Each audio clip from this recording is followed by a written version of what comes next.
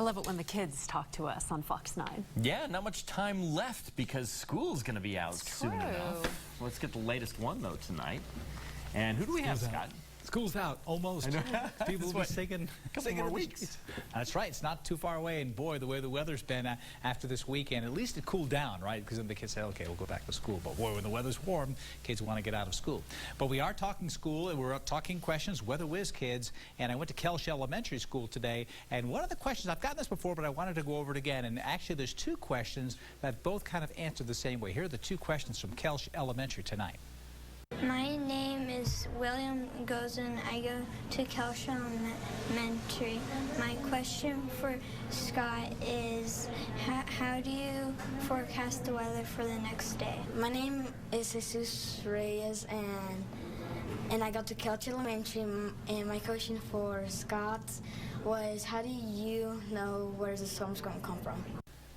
All right, two questions. How do I forecast the weather the next day, and how do I know where the storms are coming from and where they're going to be going? Kind of working together to forecast. How do I forecast the weather? How do I do my job, right? Well, we talked about it a little bit in class after the kids had asked the questions, but I want to go over it here. You talked about how satellites take pictures of the clouds.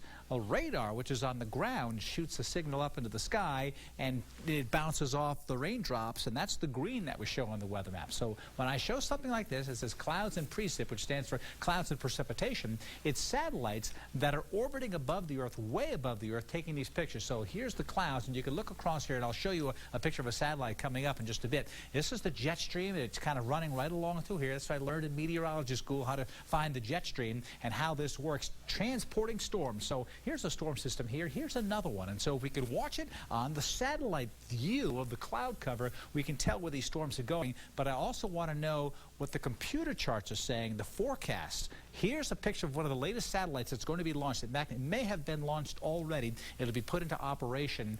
This is what it would look like when it's up here in the sky. And it's taking it from 22,500 miles. This one actually is a lot lower, I can tell by looking at it here. But 22,300 miles to be exact. That's how high above the Earth the satellite is orbiting, because as the Earth spins, the orbital speed of that satellite has to be the same speed, so it goes over the same spot of the Earth at the whole time. So that's the distance to get a geostationary satellite. It sits right over the same spot and just snaps pictures all day, and we get pictures of the clouds, and so that really helps. Charts like this that look blue and purple and just like a big mess, well, here's Idaho right in here, and this is the chart showing me where moisture will be. If we know what the weather is now by looking at satellites and radars, meteorology and physics tells us of how it should change. It's an inexact science, but these charts help me to forecast that weather, and I then cross my fingers like this and use my dartboard. Just kidding. Don't use the dartboard. No, you didn't mention anything about the crystal ball, because you're always over there just kind of...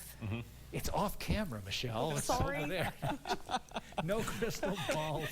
Coming up next, giving you a hard time on Fox 9 on your side, a South African